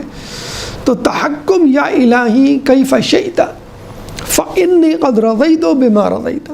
تحکم یا الہی، اے اللہ تو حکم تو کر، کیف شئت تو چاہتا کیا ہے، فإنی قد رضیت بما رضیت، بس میں اس پہ راضی ہوں جس پہ تو راضی ہے. یہ ہے روزہ، تسلیم و رضا کا نام، یہ ہے روزہ صبر و شکر کا نام. تو روٹین ڈسٹرب ہو کوئی بات نہیں، آپ کی انا میں ضربت پڑ رہی ہے کوئی بات نہیں، اسی انا کے بت کو توڑنا ہے. یہی ہے وہ نا خدا، یہی ہے وہ خدا جو آپ نے اپنے دل میں چھپا کے رکھا. میں سجدہ وہ ایک شعر ہے کہ جب میں سجدہ کرتا ہوں تو زمین سے آواز آتی ہے کہ تیرا دل تو ہے سنماش نہ، تجھے کیا ملے گا نماز میں. میں جو سر با سجدہ ہوا کبھی تو زمین سے آنے لگی صدا، تیرا دل تو ہے سنماش نہ، تجھے کیا ملے گا نماز میں. تو یہ بھی چھوٹے چھوٹے خدا ہیں. قریشی نے 360 بت رکھے تھے نا کعبے میں، ہم نے ہزاروں بت اپنے دل میں چھپا کے رکھے. کھانے کا بت، پینے کا بت، بولنے کا بت، گالیوں کا بت، تہمت کا بت، بد نظری کا بت، کسی کو برا بھلا کہنے کا بت، غیبت سننے کا، غیبت کرنے کا بت. یہ سب بت ہیں جس میں ہمیں مزہ آ رہا ہوتا ہے. بھئی ہمارا تو کام یہی ہے، ہمیں تو مزہ اس میں آتا ہے، ہم کیا کریں، ہماری تو عادت ہو گئی. یہ سب عادتوں کو توڑنا ہے. اچھا سب سے بڑی بات پھر دوسری ہم دیکھتے ہیں، سگریٹ پینے والے 14 گھنٹے 16 گھنٹے 20 گھنٹے اپنے آپ کو الگ رکھتے ہیں سگریٹ سے. پان کھانے والے، سپاری کھانے والے، گٹکا کھانے والے، چنگم چبانے والے، ہر وقت چپس بسکٹ کھانے والے، ہر شخص اپنے آپ کو بچا کے رکھ رہا ہوتا روزہ ہے میرا روزہ ہے. اسی طرح ہر وقت سونے والے، وہ کہتے ہیں نہیں بھائی سونا نہیں ہے، بہت سارے کام ہیں. ہر وقت بات کرنے والے، بے سروپا، کثرت کلام، فضول گوئی، بعض اوقات جھوٹ، غیبت، وہ کہتے ہیں نہیں بھائی روزہ ہے، کم از کم روزے میں تو نہیں کریں گے. تو جو عادتیں چاہے وہ گناہوں کی ہوں، چاہے وہ لا یعنی باتوں کی، کاموں کی، فضولیات کی ہوں، فضول مشاغل کی ہوں، انٹرنیٹ، واٹس ایپ، یہ بھی ہمارا ہم سے جو ہے کم ہو جاتا ہے کم از کم. گفتگو ہم سے زیادہ نہیں کی جاتی، ہاں نہ میں جواب دے رہے ہوتے ہیں۔ تو آپ دیکھیں کہ آپ صرف ضروری کام انجام دے رہے ہوتے ہیں۔ سگریٹ، پان، یہ کتنی بری عادتیں جو انسان کو بیماری میں، کینسر میں مبتلا کر رہی ہیں، جو آدمی سمجھتا ہے میں نہیں چھوڑ سکتا، میں تو چین اسموکر ہوں، میں تو یہ نہیں اپنے ہاتھ سے ہٹا سکتا، لیکن ماہ رمضان میں 16 گھنٹے 20 گھنٹے کرتا ہے انسان کام، اور پھر تو رات شروع ہو جاتی ہے، پھر تو آرام، کھانا پینا۔ کسی حد تک آدمی جو 10-20 سگریٹ پیتا ہو وہ رات بھر میں 10-20 سگریٹ تو نہیں پیے گا، یقیناً کم ہو جائے گی، تھوڑا سا اس میں بھی آپ کنٹرول کر لیں۔ کھانا پینا کسی سے چیز دل بہلا لیا، پھر سونے کا ٹائم ہو گیا، تو دن میں بھی آپ نے عادتوں پہ قابو پا لیا، بری چیزوں کے کھانے پہ یا برے کاموں پر، اور رات میں بھی قابو پا لیا۔ تو ماہ رمضان آپ کی روٹین ڈسٹرب کرتا ہے، روٹین نہیں ڈسٹرب کرتا، ایگو پہ، انا پہ ایک ضربہ کاری ہے۔ ماہ رمضان آپ کو آپ کی عادتوں سے آپ کو چھڑاتا ہے، ایک کانفیڈنس دیتا ہے کہ جب میں 16 گھنٹے 20 گھنٹے اپنے آپ کو سگریٹ نوشی سے دور رکھ سکتا ہوں، تو ٹھیک ہے، میں اس سے زیادہ بھی رکھ سکتا ہوں۔ آئیے کوشش کیجیے کہ اللہ کے مطابق زندگی گزاریں گے، اللہ کے مطابق سوئیں گے، اللہ کے مطابق اٹھیں گے، اللہ کے دیے ہوئے ٹائم ٹیبل پہ ہمیں چلنا ہے، اللہ کے دیے ہوئے امور کاموں کو کریں گے، ٹک لگائیں گے۔ جھوٹ، غیبت، احانت مومن، بد نظری، اس پہ آپ کراس لگاتے چلے جائیں جس طرح ماہ رمضان میں کر رہے ہیں۔ ایک بات ذہن میں رکھ لیجئے، یہ جو آپ خلاف مزاج باتوں پہ صبر کرتے ہیں نا، جیسے نیند پوری نہیں ہوئی لیکن پھر بھی آفس جا رہے ہیں، 1 گھنٹہ 2 گھنٹہ 3 گھنٹہ 6 گھنٹے آپ نے گزار دیے، 8 گھنٹے گزار دیے، پھر آپ گھر آ کے اس نیند کو، جو ٹوٹی ہوئی نیند تھی جو صبح نہیں ہوئی تھی، اس کو پورا کر رہے ہوتے۔ تو آپ نے صبر کیا 3 بجے تک، 4 بجے تک، جب میں گھر جاؤں گا تو وہ 2 گھنٹے کی نیند رہ گئی تھی وہ میں پوری کروں گا، تو آپ نے خلاف مزاج بات پر صبر کیا۔ 6 گھنٹے کی بجائے آپ 14-16 گھنٹے بھوک پیاس میں مبتلا رہے۔ آپ کو معلوم ہے اگر انسان 1 گھنٹہ خلاف مزاج بات پر صبر کرتا ہے، جو آپ کو نہیں پسند ہے، آپ وہ کر رہے ہیں کام، بھوک پیاس برداشت کر رہے ہیں، سگریٹ پینا ہے نہیں پی رہے ہیں، حدیث میں آیا ہے کہ جو شخص 1 گھنٹے خلاف مزاج باتوں پر صبر کرتا ہے، اللہ تعالیٰ اس کو 40 سال کی عبادت کا ثواب دیتا ہے جس میں کوئی خلاف مزاج بات نہ ہو۔ یعنی آپ پہاڑ پہ چلے جائیں، 40 سال نان اسٹاپ اللہ کی عبادت کریں، نہ سردی نہ گرمی نہ دھوپ نہ پیاس، کچھ بھی نہیں، ہر فیسلٹی آپ کو اویلیبل ہے اور آپ کے مطابق انوائرمنٹ کریٹ کر کے دیا ہے، اور آپ نے بھی ماشاءاللہ حق ادا کیا، 40 سال نان اسٹاپ عبادت کی۔ اس 40 سال کی عبادت سے یہ 1 گھنٹہ جو آپ نے خلاف مزاج گزارا ہے، میں نے کہا نا آپ نے 8 گھنٹے آفس میں گزارے، 2 گھنٹے کی نیند مثلاً رہ گئی تھی اور اس کے لیے صبر کیا میں گھر جا کے دوبارہ پورا کروں گا، تو یہ جو آپ نے 8 گھنٹے گزارے ہیں اس کو 40 سے ملٹیپلائی کر دیں۔ 1 گھنٹہ برداشت کیا آپ نے بے خوابی، 40 سال کی عبادت، 2 گھنٹے برداشت کی، 80 سال کی عبادت، 10 گھنٹے برداشت کی، 400 سال کی عبادت،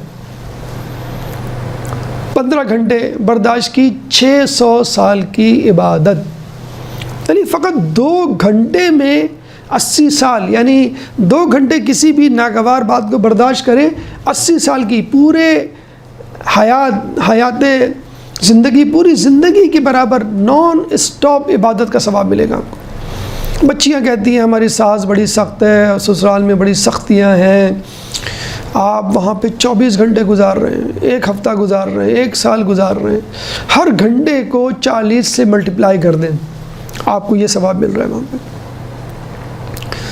دفتر میں باس کی سننی پڑتی ہے، بہت گالیاں سننی پڑتی ہیں، بہت سختی ہوتی ہے اور ہم سے زیادہ کام لیا جاتا ہے، جتنے گھنٹے آپ آفس میں ہیں خلاف مزاج بات برداشت کر رہے ہیں، ملٹیپلائی بائی 40۔ خاتون خانہ بھوک پیاس میں گھر کے کام کر رہی ہیں، جی نہیں چاہ رہا لیکن کیا کریں، خاتون خانہ کو تو زیادہ پریشانی ہوتی ہے، ان کو سحری کے لیے بھی 1 گھنٹہ 1.5 گھنٹہ پہلے اٹھنا ہے، ان کو افطاری کے لیے بھی 2 گھنٹے پہلے جانا ہے، اور افطار کرنے والے یہی کہہ رہے ہوتے ہیں بھائی چائے رکھ دی کہ نہیں رکھ دی. افطار کرنے والے کہہ رہے ہوتے ہیں بھائی پکوڑے اور ہیں کہ نہیں.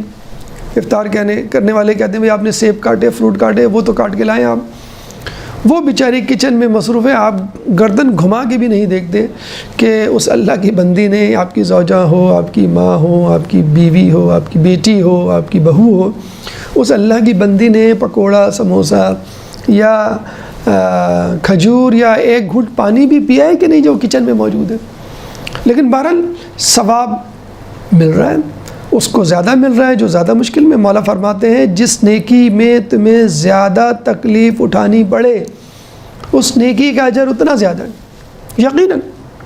You never know. آپ آفس جا کے کہتے ہیں کہ میں نے بہت کام کیا, بچے اسکول میں جا کے کہتے ہیں ہم نے بہت کام کیا. نہیں, آپ کی امی نے بھی کچھ آپ سے کم کام نہیں کیا, آپ کی بہن نے بھی, آپ کی بیوی نے بھی کچھ کم آپ سے کام نہیں کیا. اب تو موسم پھر بھی اچھا ہے, لیکن بعض اوقات گرمیوں میں چولہے کے آگے ویسے ہی آپ کھڑے ہو کے دکھا دیجئے. چائے بنانے کے لیے کچھ مرد حضرات جاتے ہیں نا, تو 1 گھنٹہ خلاف مزاج باتوں پر صبر کرنا 40 سال کی عبادت دیتا ہے. پھر یہ جو آپ نے کہا کہ عادت, تو یہ تو وہ عادت ہے جس کو چھوڑنے کے لیے آپ سال بھر سے منت سماجت کر رہے ہیں اپنے نفس کی, کہ اللہ سے دعا کر رہے ہیں اللہ مجھے طاقت دے میں سگریٹ چھوڑ دوں, اے اللہ مجھے طاقت دے میں زیادہ سونا چھوڑ دوں, اے اللہ مجھے طاقت دے میں زیادہ بولنا چھوڑ دوں. بہترین وقت ہے اویل کرنے کا. مولا فرماتے ہیں کہ روزہ نفس کو قابو کرنے اور عادتوں کو کنٹرول کرنے میں بہترین معاون ہے. There is no such beautiful, crash, authentic and Herculean training camp which can make you so perfect. کوئی کیمپ دنیا میں ایسا نہیں ہوگا کہ آپ کو چھٹی بھی لینی نہیں پڑ رہی. ٹریننگ کیمپ میں, جم میں وقت لگانا پڑتا ہے, جانا پڑتا ہے. فوجی ٹریننگ میں جانا پڑتا ہے آپ کو کسی جگہ. روزے میں آپ کو کہیں نہیں جانا ہے, گھر پہ ہیں گھر پہ رہیں, آفس میں آفس میں رہیں, اسکول جانا ہے اسکول جائیں. لیکن روزہ ول بی کیریڈ آن. روزے کو آپ کیری کریں گے, روزے کو آپ ساتھ ساتھ لے کے چلیں گے. یہی کمال ہے. کچھ لوگ رات کو جاگتے ہیں, دن بھر سوتے ہیں, زبردستی کی چھٹی لے لیتے ہیں. یہ کمال نہیں. کمال یہ ہے کہ اپنی روٹین میں ایڈجسٹ کرنا روزے کو, بلکہ اپنی روٹین کو روزے کے حساب سے ایڈجسٹ کرنا. اور پھر آپ دیکھیے گا روزے کے بعد آپ کو سیلف کنٹرول کتنا آ جائے گا. خود ویکیپیڈیا پہ آپ جا کے دیکھیں. کچھ لوگ کہتے ہیں بھئی یہ سال بھر روزے کی کیا ضرورت تھی, مہینے بھر 2-4 روزے رکھ لیتے, یا مثلا 3 روزے ہر مہینے میں رکھ دیتے, اور 3 ملٹیپلائی بائی 12 3 ملٹیپلائی بائی 12 36 روزے ہو جاتے تقریباً 30 سے زیادہ. تو ویکیپیڈیا پہ آپ جائیں, اس پہ لکھیں ہیبٹ, تو آپ کو پتہ چلے گا habit is developed with in 21 to 30 days. اللہ کی نہیں مان رہے تو ویکیپیڈیا کی مان لو, سائنس کی مان لو, سوشل میڈیا انٹرنیٹ کی مان لو. کہ ویکیپیڈیا کہہ رہا ہے ریسرچ کرنے کے بعد سائنسدان کہ منیمم 21 میکسیمم 40 days میں عادت ڈیولپ ہوتی ہے. کچھ لوگ کہتے ہیں کہ بھئی ہمیں صبح کی عادت ڈالنی, اٹھنے کی ڈیولپ نہیں ہو رہی. ایک صاحب سے سال بھر سے کوشش کر رہے, لوگوں نے کہا, ڈاکٹر کے پاس گئے, سائیکالوجسٹ نے کہا بھئی کیوں نہیں ڈیولپ ہو رہی. کہنے کہ پتہ نہیں کیا مسئلہ ہے. کہنے کہ آپ بتائیں میرا روٹین. کہنے کہ میں پورا 6 days کرتا ہوں اور بس سنڈے کو تھوڑا سا ریسٹ کرتا ہوں. تو سائیکیٹرسٹ نے کہا کہ نہیں, یہ جو بریک لے رہے ہیں آپ 1 دن کا, that is the fault, that is the problem. Non stop 40 days, non stop 30 days at least. خود شریعت میں ہے کہ 40 دن, جو مفہوم روایت ہے 40 دن. ویسے بھی ماہ رمضان میں روایت کو کوٹ کرنے سے پہلے سوچ بوجھ کر لینی چاہیے, کیونکہ غلط روایت سے روزہ بھی ٹوٹ سکتا. مفہوم روایت یہ ہے کہ جو شخص 40 دن تک نیک اعمال کرے, گناہوں سے دور رہے, اللہ علم و معرفت کے چشمے اس کے دل سے نکال کر اس کی زبان پر جاری کر دیتا ہے. وہ ایسی باتیں کرنے لگتا ہے جیسے کوئی دانشور, کوئی پڑھا لکھا, کوئی PhD, کوئی پروفیسر باتیں کر رہا ہو. تو یہ بھی نہ سوچیں کہ بھوک پیاسے 2-3 دن کی رکھ لیتا ہر مہینے. نہیں, نان اسٹاپ 30 days, بالکل کوئی گیپ نہیں کہ سنڈے یا جمعے کو کوئی گیپ دے دے, اللہ بریک لے لیں, تھوڑا سانس لے لیں. نہیں, یہی کنٹینوس پرسسٹنٹ ہیبٹ روزے کی ان فیوچر بیڈ ہیبٹس آپ کے ہاتھ سے، آپ کے کردار سے، آپ کی شخصیت سے دور ہٹائے گی۔ تو روٹین کا ڈسٹرب ہونا بہتر ہے آپ کی انا کو بریک کرنے کے لیے۔ That is more important to get near with your God, قربتاً الی اللہ۔ اس کے علاوہ ایمرجنسی والی جو سچویشن ہو جاتی ہے، بعض اوقات ہم صبح اٹھتے ہیں، بھائی 5 منٹ رہ گئے سحری میں، او ہو ہم ایک کمانڈو کی طرح جو ہے وہ سپر مین کی طرح اڑتے ہوئے دسترخوان پہ پہنچتے ہیں، جلدی جلدی کھاتے ہیں، ارے بھائی یہ تو سحری ہو گئی، روزانہ سحری تو آدھا گھنٹہ لگ رہا تھا، یہ اتنی جلدی سحری کیسے ہو گئی؟ یا آپ جو ہیں وہ کہیں پھنسے ہوئے ہوتے ہیں ٹریفک میں، ارے بھائی روزے میں 15 منٹ رہ گئے ہیں، اوہو 1 گھنٹے کا سفر آپ 15 منٹ میں کیسے پہنچ گیا؟ یہ کیا سپر مین جو بن جاتے ہیں، ایمرجنسی ایک دم سے ہو جاتی ہے۔ خاتون خانہ کو دیکھ لیں، ان کو تو اور زیادہ داد دینی چاہیے کہ 5 منٹ میں وہ سحری تیار کر لیتی ہیں، 5 منٹ میں کچھ ایسا جنتر منتر چھو کرتی ہیں کہ وہ دسترخوان جو ہے بھر جاتا ہے۔ تو یہ کیا، یہ کمانڈو ایکشن ہے جو ضرورت ہے امام کے ظہور کے وقت۔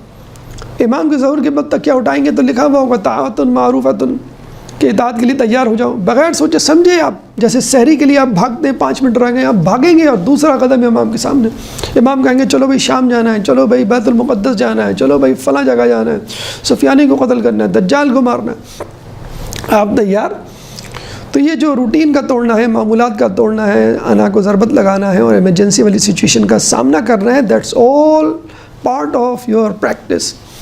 یہ سب آپ کی تمرین کا حصہ ہے، اس کو خوشی خوشی انجام دیجئے، اپنے اوپر بوجھ نہ سمجھیے خدا کے واسطے، اور ساتھ ساتھ چلیے، انشاءاللہ اللہ تعالیٰ آپ کو امام کے لشکر میں شامل کرے گا۔ جب امام آئیں گے تو پھر آپ کو چندہ مشکل نہیں ہوگی امام کے لشکر میں شامل ہونے کے لیے، معمولات ڈسٹرب کرنے کے لیے یا روٹین ڈسٹرب کرنے کے لیے۔ تو یہ معمولات کا ڈسٹرب کرنا ہم سمجھتے ہیں ماہ رمضان میں ظہور کے لیے ایک تمرین ہے۔ تو افطار، سحر، بھوک پیاس، معمولات۔ اب آ جائیے 5واں مرحلہ، ہم آہنگی۔ ہم آہنگی یا سنکرونائزیشن یا ہارمونی یا اتحاد یا یگانگت یا عالمگیریت، یہ ایک روزے کا ایسا ورچو ہے، ایک روزے کا ایسا وصف ہے جو ہمیں اور عبادت میں نظر نہیں آتا۔ مثلا ہم نماز ہی کو لے لیں، نماز پاکستان میں 1:30 بجے ہے، تو ہم 1.5 گھنٹہ 2 گھنٹہ آگے ایران سے، سعودی عرب سے، وہ 1.5 گھنٹے بعد ہوگی۔ یا کینیڈا، امریکہ میں تو 10 گھنٹے 12 گھنٹے کا ڈفرینس ہوتا ہے۔ اسی طرح آپ لے لیں حج کو، ٹھیک ہے تمام دنیا والے 9-10 ذی الحج ہی کو حج کرتے ہیں، لیکن کینیڈا، امریکہ، پاکستان میں بیٹھ کے نہیں، ایران عراق میں بیٹھ کے نہیں، سعودی عرب مکہ جا کر حج کرتے ہیں، ایک مقام ہے وہاں پہ حج کرنے کا۔ روزے میں تو جو آدمی جہاں موجود ہے وہ روزہ رکھ رہا ہے۔ پھر اسی طرح ہم دیکھتے ہیں کہ جہاد، مرد جہاد میں حصہ لے گا، واجب ہے، عورت میں واجب نہیں ہے، لیکن روزہ مرد بھی رکھتا ہے، عورت بھی رکھتی ہے، بلکہ بچے بھی جو بالغ بھی نہیں ہیں وہ بھی خوشی خوشی اور جوش میں روزہ رکھ رہے ہوتے ہیں۔ تو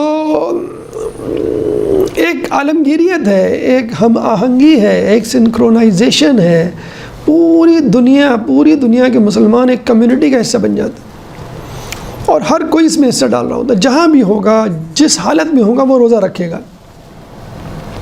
نماز میں آپ کہہ سکتے ہیں کہ بھئی مختلف اوقات میں پڑھی جاتی ہے، ہمارے یہاں کبھی وہاں کبھی، یا کبھی کبھی میچنگ ہو جاتی ہے، لیکن روزے میں تو اتنا بڑا ڈیوریشن ہے، 10 گھنٹے 14-20، کہ کسی نہ کسی کے ساتھ میچ ہو رہا ہوتا ہے، کہیں نہ کہیں روزہ آپ کے ساتھ، اور بڑے علاقے کے لوگ روزہ آپ کے ساتھ رکھ رہے ہوتے ہیں۔ تو روزہ بلا تفریق نسل و ملت اور مکان و زمان آپ کا روزہ جو ہے وہ چل رہا ہوتا ہے۔ دوسری اہم بات ہم یہ دیکھتے ہیں کہ ہم آہنگی کے ساتھ انسان میں ایک موٹیویشن پیدا ہوتی ہے کہ میں روزہ رکھ رہا ہوں تو میرا بھائی پنڈی میں ہے وہ بھی روزہ رکھ رہا ہے، میری بہن سعودی عرب میں ہے، یا میرا چچا زاد بھائی کینیڈا میں ہے وہ بھی روزہ رکھ رہا ہے۔ تو ایک حوصلہ ہوتا ہے، جیسے ہم دیکھتے ہیں نا رمضان میں خود گھر میں سب روزہ رکھ رہے ہیں، مستحب روزہ رکھنا بڑا مشکل ہوتا ہے کیونکہ آپ اکیلے رکھ رہے ہوتے ہیں، لیکن اس میں آپ کے ابو بھی، امی بھی، دادا دادی، نانا نانی، بچے پوتے پوتیاں سب روزہ رکھ رہے ہوتے ہیں۔ اچھا جو بیچارہ جس پہ واجب بھی نہیں ہے وہ بھی جھوٹ موٹ روزہ رکھ رہا ہوتا ہے یا دعویٰ کر رہا ہوتا ہے کہ میرا بھی روزہ ہے، ٹھیک ہے میں بیچ میں کھا لوں گا لیکن میرا بھی روزہ ہے. یا دادا دادی بڑی عمر کے لوگ، مریض لوگ نہیں رکھ سکتے لیکن وہ بھی شرماتے ہیں سب کے سامنے کھانے سے، احترام کرتے ہیں روزے کا. بلکہ روزے کی جو ہے وہ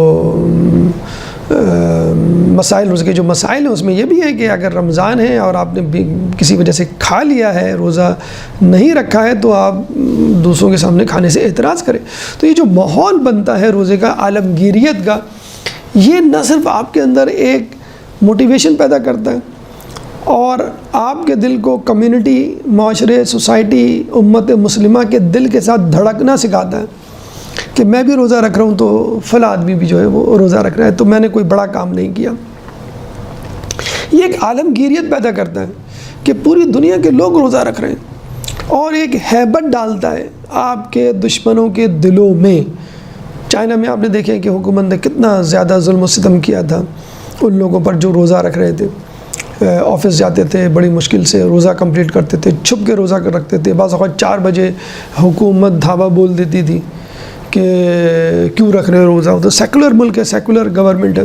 خود انڈیا میں کچھ جگہوں پہ ایسا ہوا ہے زبردستی منہ میں جو ہے وہ کھانا ڈال دیا گیا ہے کہ نہیں روزہ توڑو.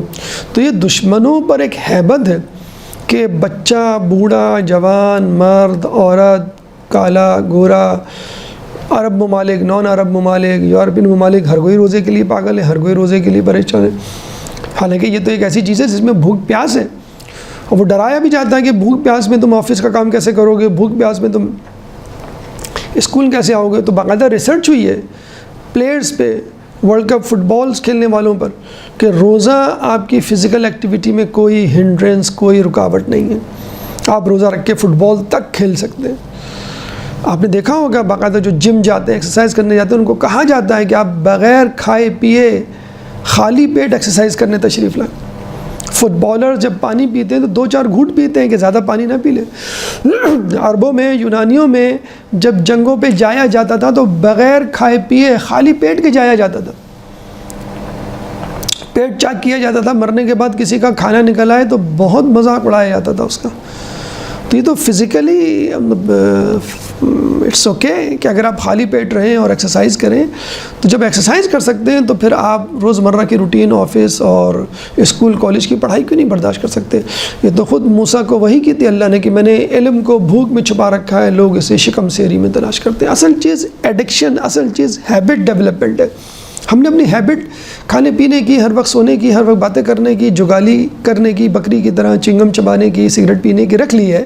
تو پھر ہم کیسے 1-2 دن میں یا 2-4 دن میں جو ہے وہ عادی ہو جائیں گے؟ تو اس کو انشاءاللہ ڈیولپ کریں. یہ عادت جب ہم آہنگی اور جسے کہتے ہیں the whole world on the same page, synchronisation کی صورت میں ہوگی تو آپ کو اور مزہ آئے گا. اس سے دشمن پر ہیبت بھی ڈلتی ہے. اب اس کو ملائیں امام زمانہ سے، ہم آہنگی کو. قرآن میں جو آیت ہے سورہ بقرہ کی آیت نمبر 148، اینما تکونوا یأت بکم اللہ جمیعا. اینما تکونوا، تم جہاں کہیں بھی ہوگے، یأت بکم اللہ جمیعا، اللہ تمہیں ایک جگہ جمع کر دے گا. امام فرماتے ہیں کہ یہ آیت امام کے اصحاب کے لیے ہے کہ وہ دنیا میں جہاں کہیں بھی ہوں گے اللہ تعالیٰ ان کو سمیٹ کے مکے لے آئے گا. آپ امریکہ میں ہوں، یورپ میں ہوں، ایران میں، عراق میں، سعودی عرب میں، پاکستان میں، اگر سچے محب، سچے منتظر ہیں تو آپ ایک قدم اٹھائیں گے، دوسرا امام کے ساتھ ہوگا. اور پوری دنیا کی نظریں ظہور مہدی پہ ہوں گی، پوری دنیا کی نظریں حکومت مہدی پر ہوں گی، پوری دنیا کے لوگوں کی زبانوں پر چرچا امام زمانہ کا ہوگا. لوگ کہتے ہیں نا بھائی یہ عالمگیریت کیسے پیدا ہوں گی، یہ ہم آہنگی کیسے پیدا ہوں گی؟ ابھی بھی مسلم ممالک میں بہت سارا مسئلہ، بہت سارے مسائل، بہت ساری چیزیں ہوتی ہیں، کسی کو پرواہ نہیں ہوتی ہے. غزہ آپ دیکھ لیں، فلسطین کی صورتحال ابھی بھی وہ صورتحال نہیں ہے جو ہونی چاہیے. یعنی پوری امت مسلمہ متوجہ نہیں ہے، لیکن چلیں کسی حد تک لوگ متوجہ تو ہیں.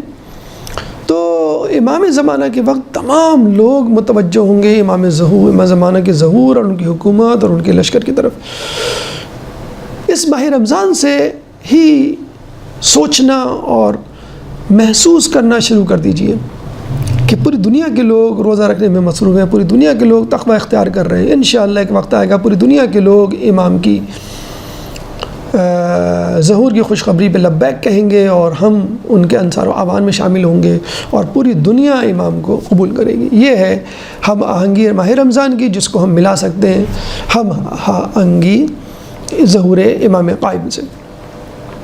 تو سحری کے وقت امام کی یاد، افطار کے وقت امام کی یاد، بھوک پیاس کے وقت دن بھر امام کی یاد، معمولات زندگی کا مخل ہونا اس میں امام کی یاد، ہم آہنگی میں امام کی یاد. چھٹا مورد ہمدردی. دیکھیں ہمدردی کے لیے رمضان سے ہٹ کر ایک بہت خوبصورت حدیث ہے کہ اگر کوئی شخص کسی ضرورت مند کی ضرورت پوری کرنے کے لیے کوشش کرتا ہے اللہ اس کو 9000 سال کی عبادت کا ثواب دے گا کہ جس میں وہ دن میں روزے رکھے گا اور رات میں نمازیں پڑھے گا. بتائیں آپ 9000 سال. نوح علیہ السلام کو کہا جاتا ہے سب سے زیادہ طویل عمر پانے والے، 2500 سال ان کی عمر تھی.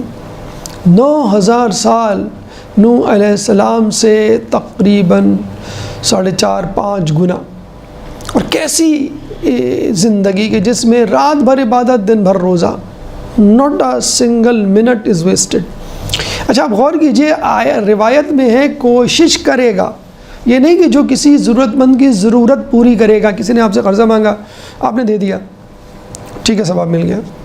کسی نے آپ سے قرضہ مانگا آپ نے کہا معذرت میں دیکھتا ہوں کوشش کرتا ہوں گھر جا کے پوچھتا ہوں، اگر گھر میں ہوئے بینک اکاؤنٹ میں ہوئے، آپ گھر گئے لوگوں سے پوچھا دوستوں سے بعض کسی سے نہیں انتظام ہو سکا، آپ نے کہا معذرت بھائی میں نہیں کر سکا، میں نے کوشش کی. لیکن یہ جو کوشش آپ نے کی برابر ثابت نہیں ہوئی. والذین جاہدوا فینا لنہدیہم سبلنا، کہ جو لوگ ہماری راہ میں کوشش کریں گے ہم اسے ضرور کامیاب کریں گے. سورہ عنکبوت میں اللہ فرماتا ہے. تو یہ وہی کوشش ہے. ماہ رمضان میں آپ کوشش ہی کر لیں. کسی کو راشن پہنچانا ہے آپ نہیں پہنچا سکتے کسی کو کہہ دیں، آپ نہیں پیسے دے سکتے کسی کو فون کر کے کہہ دیں، ٹھیک ہے اس نے بھی معذرت کر لی آپ نے بھی معذرت کر لی لیکن آپ کو ثواب مل گیا. 9000 سال. اسی لیے کہا گیا ہے کہ خطبہ شعبانیہ میں رسول اللہ فرماتے ہیں کہ جو شخص کسی روزہ دار کا روزہ افطار کرائے گا اللہ تعالیٰ اسے نسل اسماعیل سے ایک غلام آزاد کرنے کا ثواب دے گا اور اس کے تمام گناہ بخش دے گا. دیکھیں نسل اسماعیل سے غلام آزاد کرنا تو پھر بھی سمجھ میں آتا ہے، قابل فہم ہے، لیکن تمام گناہ ایک دم سے. دیکھیں اللہ تعالیٰ محتاج نہیں ہے کہ وہ اکاؤنٹ چیک کرے کہ بھائی کمپنی کے اکاؤنٹ میں پیسے ہیں کہ نہیں تو پھر میں بونس تقسیم کروں، ورکرز میں عیدی تقسیم کروں، لون دوں. کمپنی کا باس ایسے ہی کہتے ہیں نا بھی کمپنی خسارے میں جا رہی ہے ہم آپ کی لون کی اپلیکیشن منظور نہیں کر سکتے. اللہ تعالیٰ کو ضرورت تھوڑی اپنے خزانے میں جھانکنے کی کہ خزانہ خالی تو نہیں ہو رہا، وہ تو کن کہتا ہے فیکون ہو جاتا ہے. تو اس سے مت گھبرائیے اور نہ شک کیجئے اللہ تعالیٰ کی دین میں.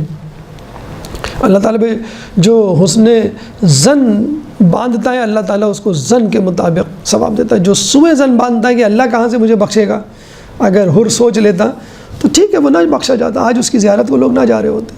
تو میں اور آپ ہر سے بدتر تھوڑی، جتنے بڑے گناہ کیے ہیں آپ آ جائیے.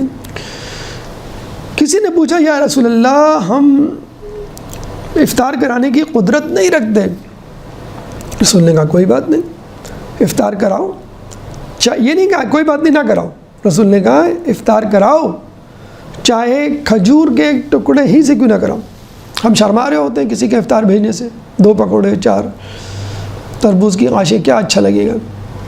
ایک کھجور کا پیکٹ اگر ہم اپنے رشتہ داروں میں بہن بھائیوں میں دوست احباب میں یا کسی میں بھی بانٹ دیں وہ مہینے بھر چلے گی. روزانہ ایک کھجور کھائے گا، 30 کھجوریں 30 افطار کا ٹائم ثواب یعنی 9000، یعنی سارے گناہ بھی بخش دیے گئے اور 30 غلام آزاد کرنے کا ثواب.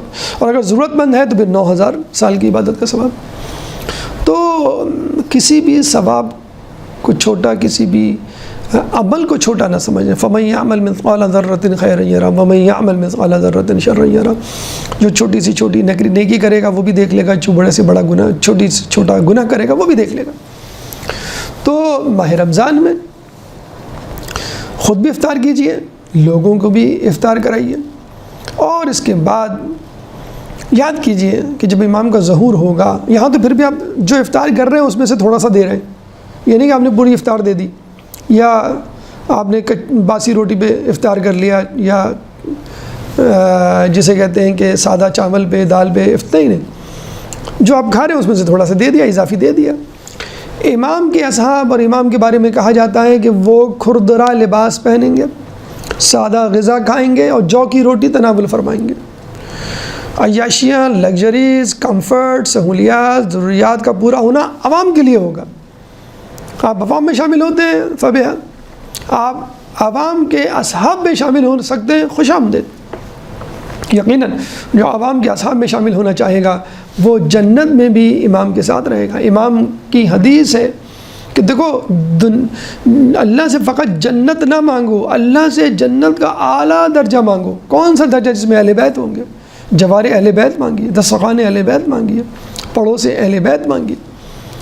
تو امام کے اصحاب میں شامل ہونا ہے تو یاد کیجئے کہ جب امام آئیں گے تو آپ کو جھوٹا موٹا کھانا ہے، جھوٹا موٹا پہننا ہے اور سادہ زندگی گزارنی ہے۔ یہاں تو پھر بھی آپ کو بہت کچھ مل رہا ہے، تو دینے میں کوتاہی اور کنجوسی سے کام نہ لیجئے۔ کسی سے لے کر دے سکتے ہیں تو وہ بھی کر ڈالیے، کیونکہ کوشش کے نمبر ہے، کامیابی ضروری نہیں۔ اس کے بعد ساتواں موقع کہ جب ہمیں امام کی یاد آتی ہے، امام کے ظہور کی یاد آتی ہے، جب ہم یہ سنتے ہیں خطبہ شعبانیہ میں کہ شیطان کو باندھ دیا جاتا ہے۔ ایک روایت میں آیا کہ شیطان کے ساتھ 7 فرشتے ہوتے ہیں جو اس کے اوپر مسلط ہوتے ہیں پورے رمضان۔ تو اللہ نے آپ کا کام آسان کر دیا۔ دیکھیں، 2 دشمن ہیں انسان کے، ایک خارجی ایک داخلی۔ خارجی دشمن شیطان اور داخلی دشمن نفس۔ شیطان باہر سے بہکاتا ہے، نفس اندر سے بہکاتا ہے۔ تو اللہ نے کم از کم 50% کام کر دیا شیطان کو جکڑ کے۔ لوگ کہتے ہیں نا ہم کو شیطان بہکاتا ہے، شیطان کو کس نے بہکایا؟ شیطان کو اس کے نفس نے بہکایا ہے۔ شیطان جنوں میں سے تھا، وَكَانَ مِنَ الْجِنِّ، اور جن کے اندر نفس موجود ہوتا۔ تو 50% کام ہو گیا، اب آپ کو اپنے نفس کو کنٹرول کرنا، یہ اتنا مشکل کام نہیں۔ اس کے لیے اللہ تعالیٰ نے بھوک پیاس رکھ دی ہے۔ مجھے بھوک پیاس ہوتی ہے تو نفس کمزور پڑ جاتا ہے۔ جب آدمی زیادہ کھاتا ہے، زیادہ پیتا ہے، زیادہ سوتا ہے تو نفس مضبوط ہو جاتا ہے، یاد رکھیے۔ تو شیطان کو باندھنے کا کام اللہ نے اپنے ذمے لے لیا، اب نفس کو باندھنے کا کام آپ اپنے ذمے لیجئے اور بھوکے پیاسے رہیے، روزہ رکھیے۔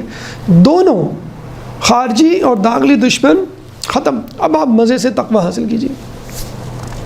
ماہ رمضان میں 30 دن کے لیے شیطان بند ہوتا ہے اور آپ تقوی کا مجسمہ بن جاتے ہیں۔ امام فرماتے ہیں کہ جب شیطان نے اللہ تعالیٰ سے درخواست کی کہ مجھے قیامت تک کی مہلت دے، جب شیطان کو اللہ نے راندہ درگاہ کیا تو اس نے کہا میں نے اتنی عبادت کی ہے، تو اللہ تعالیٰ نے کہا ٹھیک ہے مانگ، تو کیا مانگتا ہے؟ دیکھیں اس نے کیا مانگا۔ اس نے کہا کہ تو مجھے قیامت تک مہلت دے، میں تیرے بندوں کو بہکاؤں گا۔ تو اللہ نے کیا کہا؟ فَإِنَّكَ مِنَ الْمُنذَرِينَ إِلَى يَوْمِ الْوَقْتِ الْمَعْلُومِ۔ سورہ حجر آیت نمبر 37-38، سورہ حجر قرآن کا 15واں سورہ، چیپٹر 15 ورس نمبر 37-38، کہ فَإِنَّكَ مِنَ الْمُنذَرِينَ، تجھے مہلت دی گئی إِلَى يَوْمِ الْوَقْتِ الْمَعْلُومِ، وقت معلوم تک، قیامت تک نہیں۔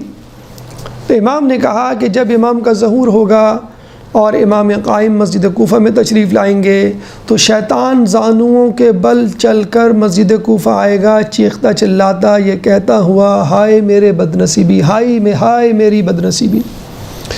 پھر امام زمانہ اس کو پیشانی کے بالوں سے پکڑ کر گردن سر قلم کر دیں، گردن اڑا دیں گے اس کی۔ امام نے کہا اس دن شیطان کی مہلت ختم ہو جائے گی اور اس کے بعد اس کا تسلط کسی پر نہیں رہے گا، اور یہی وقت معلوم ہے۔ امام زمانہ کا ظہور وقت معلوم ہے، اللہ نے وقت قیامت نہیں کہا، روز قیامت نہیں کہا۔ تو یہ کتنی بڑی خوشخبری ہے کہ امام کے ظہور کے بعد شیطان ہمیشہ کے لیے دائمی طور پر ختم ہو جائے گا، پھر انسان سکون سے عمل کرے گا دین کے اوپر۔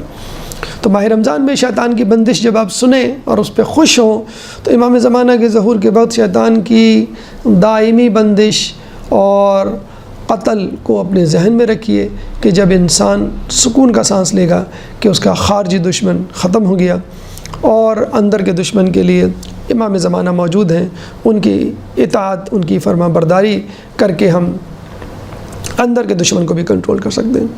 تو ماہ رمضان میں خارجی اور داخلی دشمنوں پہ قابو پائیے تاکہ امام زمانہ کے ظہور کے وقت آپ خارجی اور داخلی دشمن پہ قابو پانے کے قابل ہو سکیں۔ اللہ تعالیٰ سے دعا ہے کہ ہمیں ماہ رمضان میں تقوی حاصل کرنے، روز و شب امام زمانہ کو یاد کرنے، بھوک پیاس کی حالت میں امام زمانہ کے لشکر میں شامل ہونے کی تمرین سمجھنے، اپنے روٹین کو ڈسٹرب ہونے، اپنی انا پہ ضربت لگانے، ہم آہنگی پیدا کرنے، ہمدردی کرنے، ضروریات زندگی مہیا کرنے کی کوشش کرنے، اور شیطان پہ جو اللہ تعالیٰ نے بندش لگائی ہے اس کو ہمیشہ کے لیے قائم کرنے کے لیے امام کے ظہور کے لیے ہمیں آمادہ فرما، ان کے ظہور میں تعجیل فرما، ہمیں ان کے انصار و اعمال میں شامل فرما۔ اللہ تعالیٰ سے دعا ہے کہ جو لوگ پریشان حال ہیں ان کی پریشانی کو دور فرما، جو بے روزگار ہیں ان کو رزق حلال عطا فرما، جو رزق حلال کما رہے ہیں ان کے رزق حلال میں برکت عطا فرما، جو مقروض ہیں ان کے قرضوں کو عطا فرما، جو زندان میں ان کو رہائی عطا فرما، جو گم شدہ ہیں ان کو ان کے پیاروں سے ملا، جو رستے میں ان کو منزل عطا فرما۔ مسلمان دنیا میں جہاں جہاں ظلم و ستم کا نشانہ بنے میں ان سے ظلم و ستم کو دور فرما، خصوصی طور پہ فلسطین کے مسلمانوں پر رحم و کرم فرما، تمام امت مسلمہ کو ان کی مدد کرنے کی توفیق عطا فرما۔ فلسطین اور اس طرح دیگر جگہوں پہ جہاں جہاں مسلمان ظلم و ستم کا نشانہ بنے ہوئے ان کے لیے امام کے ظہور میں تعجیل فرما، ہمیں ان کے انصار و اعوان میں شامل فرما۔ ربنا تقبل منا انک انت السمیع العلیم وتب علینا انک انت التواب الرحیم برحمتک یا ارحم الراحمین۔